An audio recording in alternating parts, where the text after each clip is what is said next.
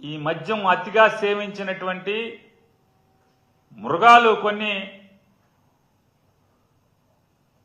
వయసు తారతమ్యం లేకుండా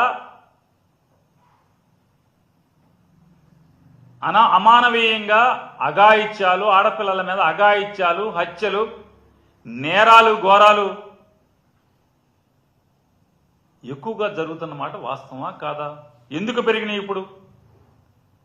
ఒక్కసారిగా రాష్ట్రంలో ఆడపిల్లల మీద అఘాయిత్యాలు, హత్యలు, హత్యాయత్నాలు ఎందుకు పెరిగినాయి?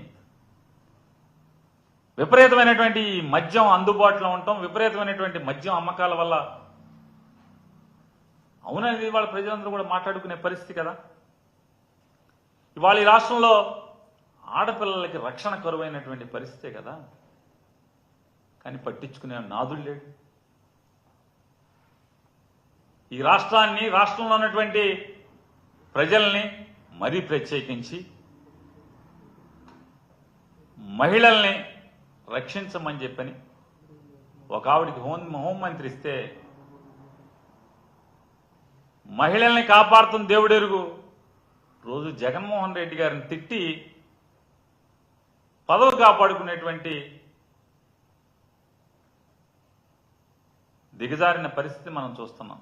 వాళ్ళ మంత్రులు ఈ రకంగా ఈ రాష్ట్రంలో ఉన్నటువంటి ప్రజల మాన ప్రాణాలను కాపాడాల్సినటువంటి, రక్షించాల్సినటువంటి వీళ్ళు ఎంతసేపు జగన్మోహన్ రెడ్డి గారిని తిట్టిపోసుకోవటం తప్పితే వెళ్ళి పెద్ద బాస్ దగ్గర, చిన్న బాస్ దగ్గర ఓ సలాం కొట్టి ఆ వీడియోలు చేపించి ఆ మంత్రి పదవిని కాపాడుకునేటువంటి పరిస్థితులే ఇవాళ ఈ రాష్ట్రంలో ఈ దౌర్భాగ్యానికి, ఈ దారుణాలకి కారణమైందనేది కూడా మనకు అర్థమవుతుంది.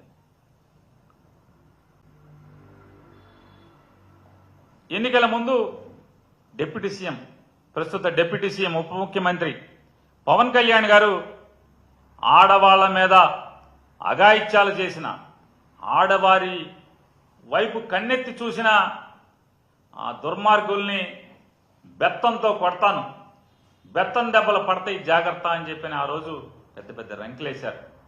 ఈ రాష్ట్రంలో ఉన్నటువంటి అబలలందరూ కూడా, లేదా స్త్రీలు కానీ నిజమని నమ్మారు.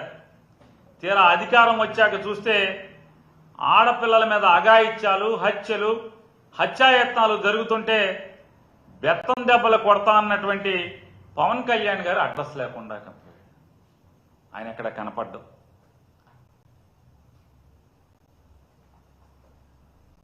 చాలామంది తెలుగుదేశం పార్టీ వారు, జనసేనలో ఉన్నటువంటి ఎమ్మెల్యేలు కానీ మాట్లాడేటువంటి మాట, అయితే మావాడు ప్రస్తుతం యాక్టింగ్లో ఉంటున్నాడు, లేదా అలకపాన్పు మీద ఉంటున్నాడు, రెండిట్లో బిజీగా ఉంటున్నాడు అని చెప్పని వాళ్ళు మాట్లాడుతున్నారు. అయితే యాక్టింగు లేదా అలకపాన్పు. మరి ఈ మానభంగాలు, హత్యాయత్నాలు, హత్యలు చేస్తున్నటువంటి ఈ నరరూప రాక్షసులకేమో పవన్ కళ్యాణ్ గారి కొడతా అన్నటువంటి ఆ బెత్తం ఎక్కడుందో కానీ నాకు అనిపించేది, ఆ రోజు పవన్ కళ్యాణ్ గారు బెత్తం పెట్టి కొడతా అన్నది వీళ్ళకేదో ఆ సినిమాలో పాటలుగా బెత్తం దెబ్బలని అతనంటే వీళ్ళేమో ఏదో సినిమా పాటలో దెబ్బల్లాగా వీళ్ళు అనుకుంటున్నట్టున్నారు. అందుకనే రెచ్చిపోతున్నారు ఎవడికాడు. హద్దు అదుపు లేకుండా, పోలీస్ అంటే భయం లేకుండా పోలీసులను ఏం చేస్తున్నారు? కొంతమంది ఏమో ఇది చంద్రబాబు నాయుడు గారి పుస్తకం అంటున్నారు, ఇదేమో కొంతమంది ఏమో లోకేష్ గారి ఎర్ర పుస్తకం అంటున్నారు, కొంతమంది ఏమో ఇది పవన్ కళ్యాణ్ గారి పుస్తకం అంటున్నారు. వీళ్ళందరూ కూడా పుస్తకాల్లో ఉన్నటువంటి వాళ్ళందరి మీద కక్షలు తీర్చుకుంటాకి పోలీసు వ్యవస్థను పూర్తిగా దాని మీద వాడుకోవటం వల్ల వైఎస్ఆర్ కాంగ్రెస్ పార్టీ వాళ్ళు ఏం చేస్తున్నారు? వాళ్ళ ఫోన్లన్నీ రికార్డ్ చేసుకుని వినాలి. దానికి రమేష్ హాస్పిటల్ దగ్గర ఒక ఆఫీస్ పెడతారు. పాపం ఆయన ఎవరో మంచోడు ఉన్నతాధికారి పిలిచారు, ఏ బాబు నన్ను ఏం చేస్తున్నారా బాబు, ఆడేవాడు అపోజిషన్ ఆడే అసలు మామూలుగా మన ఆఫీసు పేర్లతో సహా చెప్తున్నాడు. జాగ్రత్త బాబు, రేపు గవర్నమెంట్ మారితే ఎంతకన్నా దారుణంగా ఉండే పరిస్థితులు ఉంటాయి. తప్పులు చేసిన వాళ్ళందరినీ ఇట్లాంటి తప్పులు రికార్డింగ్ చేయబాకంటారా బాబు అని చెప్పి అతను లబోదీపం అంటున్నాడు. జగన్మోహన్ రెడ్డి గారు ఏం మాట్లాడుతున్నాడు, మాజీ మంత్రులు ఏం మాట్లాడుకుంటున్నారు, మాజీ ఎమ్మెల్యేలు ఏం మాట్లాడుతున్నారు, వాళ్ళ ఇంట్లో ఆడవాళ్ళ ఫోన్లు ఏంటి, ఈ రికార్డింగ్లు పోలీసు అంతా కూడా దాని మీదే. లేదా కక్ష సాధింపు, ఆయన లోపలే ఈయన లోపలే తప్పుడు కేసులు కట్టు, ఒకడి మీదే ఒక సోషల్ మీడియాలో ఒక పోస్టు పెట్టినందుకు 18 కేసులు, 19 కేసులు, 20 కేసులు ఒక పోస్ట్కి. మా ఊళ్ళో అయితే మరీ అన్యాయం. ఒక దళిత యువకుడు